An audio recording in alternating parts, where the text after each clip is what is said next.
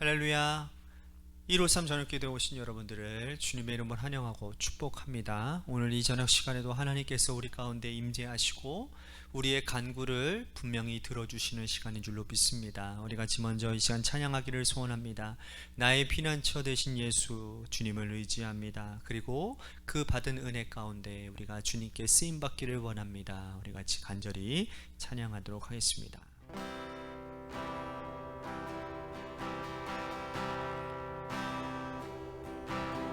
나의 피난처 예수 의지해요. 나의 피난처 예수 의지해요. 나의 가는 길에 거센 바람 몰아쳐와도 나의 피난처 예수 의지해요. 아바 아버지, 아바 아버지, 나를 사랑하시니 나의 모든 것 주께 드려요. 아바 아버지, 내가 여기 있으니 주님 영광 위하여 써주세요. 나는 영원히 주님 사랑해요. 나는 영원히 주님 사랑해요. 세상 어떤 것도 나의 사랑 끊을 수 없네. 나는 영원히 주님 사랑해요. 아바 아버지, 아바 아버지, 나를 사랑하시니 나의 모든 것 주께 드려요. 아바 아버지, 내가 여기 있으니 주님 영광 위하여 써주세요. 아바 아버지, 아바 아버지, 나를 사랑하시니 나의 모든 것 주께 드려요. 아바 아버지, 내가 여기 있으니 주님 교회 위하여 써주세요.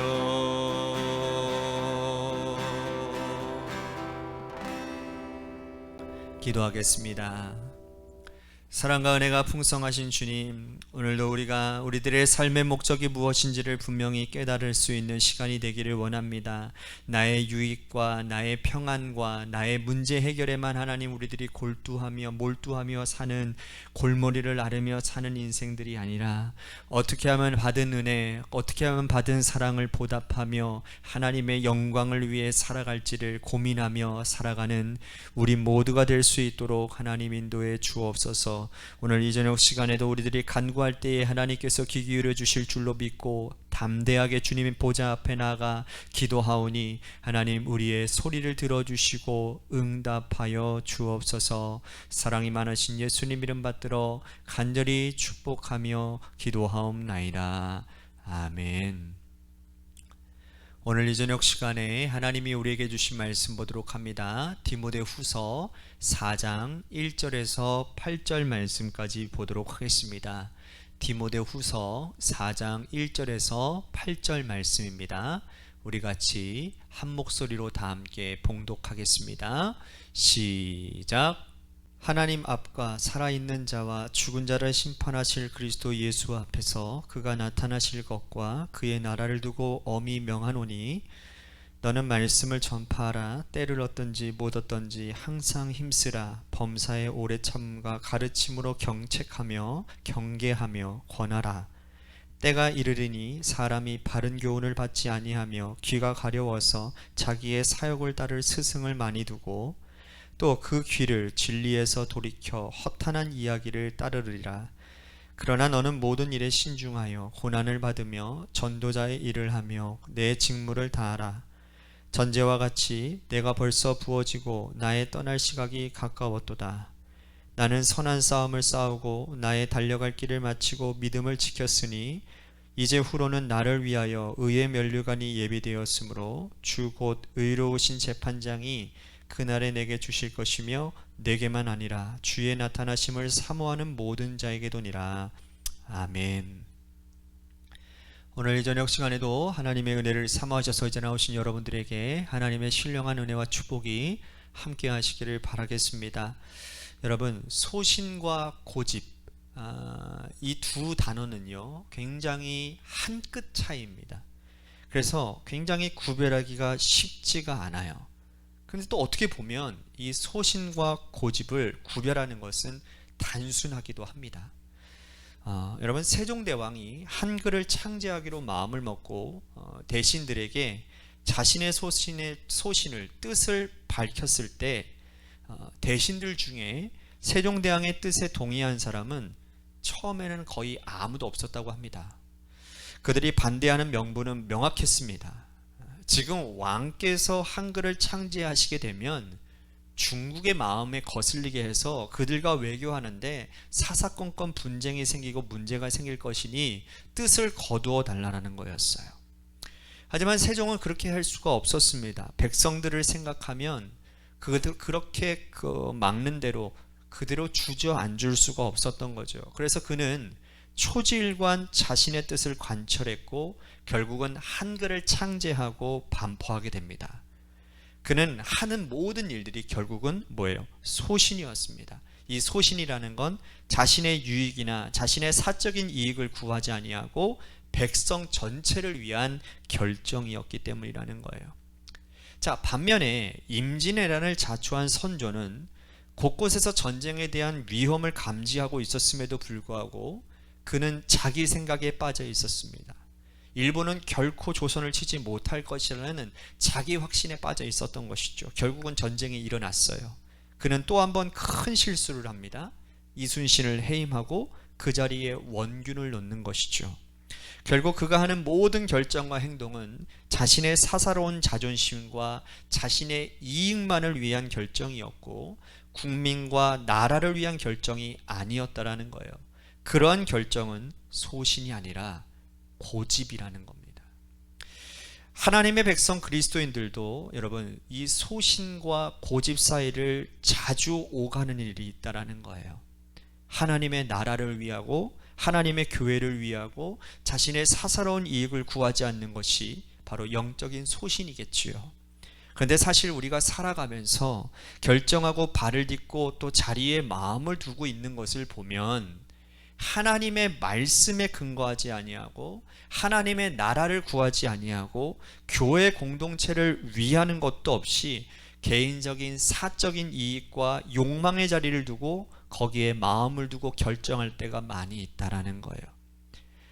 말로는 하나님의 나라를 위해 또 말로는 교회를 위해 성도들을 위해 라고 얘기를 하지만 그 면밀히 그것을 딱 돌이켜 보았을 때 자신의 이익과 자신의 권력과 자신의 사욕이 들어가 있는 일들이 많이 있다라는 겁니다. 이처럼 영적인 소신이 아니라 자신의 아집과 고집에 불과하다라는 것이죠. 오늘 바울은 자신의 서신서 마지막 장에서 그가 지금까지 어떻게 살아왔는지, 어떤 영적인 소신을 가지고 살아왔는지 그의 인생을 반추하며 조망하고 있습니다. 그리고 믿음에서 낳은 아들 디모데에게 너는 앞으로 이렇게 살아라, 내가 못다한 일을 너에게 부탁하노니 반드시 이렇게 살아달라, 너도 나처럼 영적인 소신을 가지고 살아달라고 지금 부탁하고 있는 것입니다. 1절과 2절 말씀 다시 보십시오.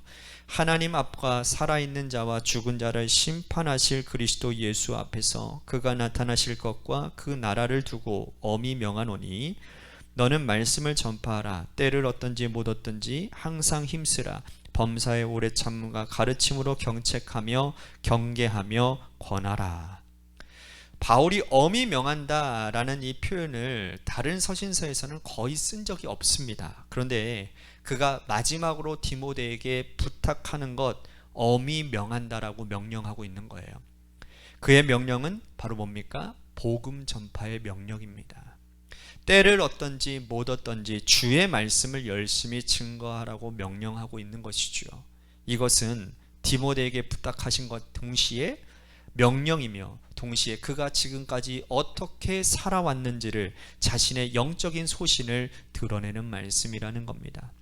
바울은 사울이었던 시절에 다메섹 도상에서 예수님을 만났습니다. 예수님께서 나를 만나주시고 그를 향한 아버지의 뜻을 전달했어요. 이방을 향한 택한 나의 그릇이라, 그는 그 뜻을 가슴에 품고 그때부터 때를 얻든지 못 얻든지, 환경이 열리든지 열리지 않든지 간에, 그의 상황이 어떠하든지 간에 상관없이 열심히 그 일에 복음 전파에 힘을 썼다라는 겁니다. 그가 한 일 모든 일은 하나님의 말씀에 근거했고 하나님 나라를 위한 것이었고 교회를 위한 것이었으며 자신의 사적인 유익을 위한 것이 아니니 영적인 소신이 분명했다라는 것이죠. 그가 복음을 전하다가 돌에 맞아 죽을 뻔하기도 했습니다. 루스드라에서 돌에 맞아서 거의 죽게 되었는데 다시 툭툭 털고 일어서서 성 안으로 다시 들어가서 복음을 전하지요.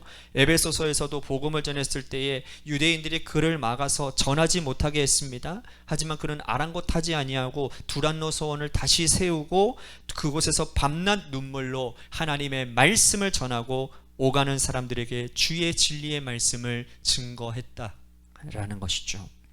그리고 그는 로마 감옥에서 가택연금 상태에 있었지만 그 또한 그의 복음 전파를 막을 수가 없었다라는 겁니다.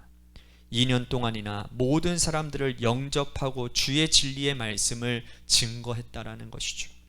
그는 항상 최선을 다해서 때를 얻든지 못 얻든지 주의 말씀을 전하는 자였으므로 이제는 내가 이 감옥에서 나갈 수 없게 되었으니 그 일을 너에게 부탁한다 라고 유언처럼 남기는 말씀이라는 거예요. 오늘 이 말씀이 저에게도 참 많이 와닿는 말씀입니다. 왜냐하면 제가 작년 거의 마지막 때부터 오늘까지 이제 거의 1년이 가네요. 1년 동안 153 기도회, 저녁 기도회를 계속 진행하고 있습니다. 그죠? 얼추 보면 주일하고 토요일 빼고는 거의 다 매일 준비해서 이렇게 말씀을 전하는 것 같아요.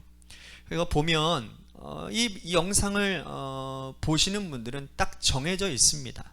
보니까 그렇더라고요. 그래도 이 정한 시간은 아니더라도 본인이 스스로 정한 시간 가운데 이 영상을 보시는 분들도 있겠지만, 그러나 딱 정해져 있는 것 같아요.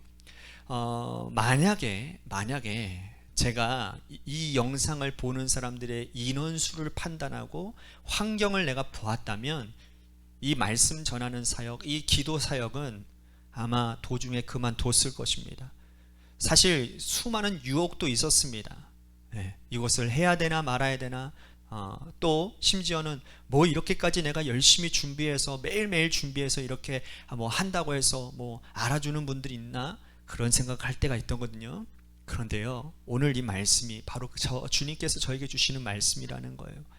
때를 얻든지 못 얻든지, 이 말씀을, 이 기도의 시간에 참석하는 사람이 1명이든 100명이든 10명이든 간에 그 한 사람을 위해 복음 전파하는 일을, 말씀 전하는 일을 쉬지 않았던 그 사도 바울의 마음이 오늘 저의 마음이기도 하다라는 거예요. 주님께서 이 말씀을 통하여 감동되어지는 한 사람의 기도를 하나님은 분명히 들으실 것이고, 이 놀라운 사역 하나하나에 이 하나하나의 사역이 헛되지 않음을 분명히 주님께서 일하실 것이라는 거예요. 그렇기 때문에 저는 이것이 저의 소신이라고 생각이 되어집니다. 이렇게 성도들을 닥달하냐고 생각할 수 있겠지만, 이건 고집이 아니라 하나님의 말씀으로 기도로 세워져 가는 한 사람 한 사람을 구하기 위한 하나님의 마음이 담겨진 저의 영적인 소신이 아닐까 생각이 되어집니다. 그런데 바울은 또 이렇게 말을 합니다. 디모데에게 복음을 전하다가 기쁘지 않은 일, 행복하지 않은 일, 너의 영적 소신 꺾이는 일도 경험하게 될 것인데 아랑곳하지 말고 열심히 복음 전하라고 부탁을 합니다. 자, 3절 4절 보십시오. 때가 이르리니 사람이 바른 교훈을 받지 아니하며 귀가 가려워서 자기의 사욕을 따를 스승을 많이 두고 또 그 귀를 진리에서 돌이켜 허탄한 이야기를 따르니라. 그러니까 이런 행위는 복음 전파자들에게는 아주 치명적인 겁니다. 복음을 전하는 전도자가 신날 때에는 그가 전한 복음을 듣고 수많은 사람들이 몰려듭니다. 한 번 설교하면 수십 명이 회개하고 돌아오고, 베드로가 설교했을 때는 3,000명, 5,000명이 돌아오는 것처럼 그러한 역사가 일어나면 하지 말라라고 해도요, 신나서 할 겁니다. 그죠? 그런데 종말의 때, 말세의 때가 이를 텐데 바울이요, 복음을 전할 때에 항상 많은 사람들이 그를 반대하고 돌을 들여 치려하는 사람들도 굉장히 많았다라는 거예요. 디모데도 복음을 전할 때에 이런 일들이 항상 일어날 것인데 그때 소신 꺾지 말고 열심히 복음을 전하라고 말씀을 합니다. 그런 것 같아요. 여러분, 교회 공동체에서 목회자가 힘이 빠질 때는 언제인지 아십니까? 하나님의 뜻 붙들고 기도하고 그 길을 걸어가는데 반응이 없을 때예요. 반응이 없을 때예요.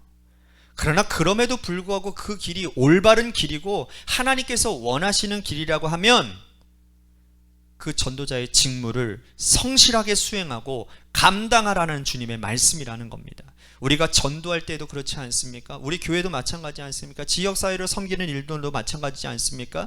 나는 열심히 기도하고 진리의 말씀, 복음의 말씀을 전했는데 냉담할 때, 여러분, 아무도 그 말씀을 받아주지 않을 때 그때 포기하고 싶고 이제는 그만두고 싶을 때가 있지 않겠습니까? 그렇지 않아요? 그러나 바울이 뭐라고 말하는지 아세요? 5절 말씀 보십시오. 그러나 너는 모든 일에 신중하여 고난을 받으며 전도자의 일을 하며 내 직무를 다하라. 사람의 반응 신경 쓰지 말라라는 겁니다. 너가 기도하고 하나님의 말씀을 근거해서 너가 기도하고 하나님 앞에 뜻을 정한 일이라면, 하나님이 원하시는 일이라면 신경 쓰지 말라는 거예요. 사람의 반응을 전심전력하라는 겁니다. 사람이 뭐라 하든 신경 쓰지 말고 소신 있게 초지일관하라고 말씀을 하는 거예요. 자, 바울이 그렇게 행한 결과가 어떠합니까? 6절에서 8절 말씀 보십시오. 전제와 같이 내가 벌써 부어지고 나의 떠날 시각이 가까웠도다. 나는 선한 싸움을 싸우고 나의 달려갈 길을 마치고 믿음을 지켰으니 이제 후로는 나를 위하여 의의 면류관이 예비되었으므로 주 곧 의로운 재판장이 그날에 내게 주실 것이며 내게만 아니라 주의 나타나심을 사모하는 모든 자에게도니라. 자, 전제는 마지막에 부어드리는 포도주를 말합니다. 포도주는 핏빛과 같기 때문에 바울은 하나님의 재단 앞에 자신의 모든 것을 다 드리고 마지막에 내 피의 전제를 부어드리겠다는 결단이라는 거예요. 그리고 그가 이렇게 말하는 겁니다. 선한 싸움을 다 싸웠다고. 이제 내가 하나님께서 나에게 부탁하신 모든 일을 소신 있게 초지일관 행했으니 아무런 후회가 없다라고 말을 하는 거예요. 세상을 떠날 자, 이제는 하나님 앞에 갈 자의 당당한 믿음의 고백 아니겠습니까? 하나님께 받은 사명을 성실하게 감당한 자가 하나님 앞에 서게 되는 직전에 하는 이 놀라운 고백이 오늘 우리의 고백이 되어야 되지 않겠습니까? 세상 떠나기 직전에 여러분, 후회하는 인생들이 얼마나 많이 있는지 아십니까? 여러분, 지옥에 가면 제일 많이 나오는 소리가 뭔지 아세요? 껄이라는 소리랍니다. 껄. 그렇게 살지 말걸. 하나님께 받은 사명 성실하게 감당하며 살걸. 내가 이 세상을 떠나 하나님의 심판대 앞에 서고 주의 얼굴을 배울 때 어떻게 주의 얼굴을 배울까 두려워서 주 앞에 설 수 없겠다, 그런 후회되는 인생 살지 않기 위해서는 지금부터라도 주께서 우리들에게 주신 사명을 소신 있게 잘 감당해야 될 것입니다.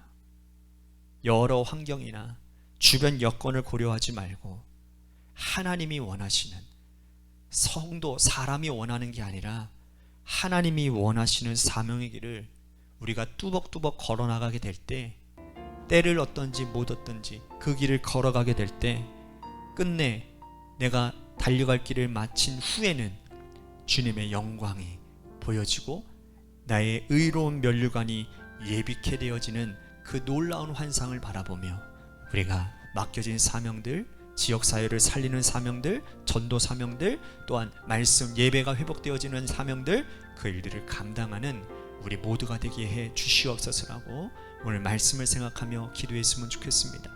또 한 가지 우리 교회를 위해서 기도합니다. 하나님께서 세워주신 몸된 교회가 우리 지역사회를 살리는 일들을 하고 있습니다. 여러분들 구체적으로 여러분들 기도해 주십시오. 지역사회 협의체 사역을 통해서 곳곳에 어려운 사람들을 우리들이 돕고 있습니다. 이거만큼 실제적인 사역 없습니다. 여러분, 이 일들을 위해서 우리가 교회에서 예수 믿는 사람들이 이 일들을 드러낸다라는 것이 얼마나 귀한 일들입니까?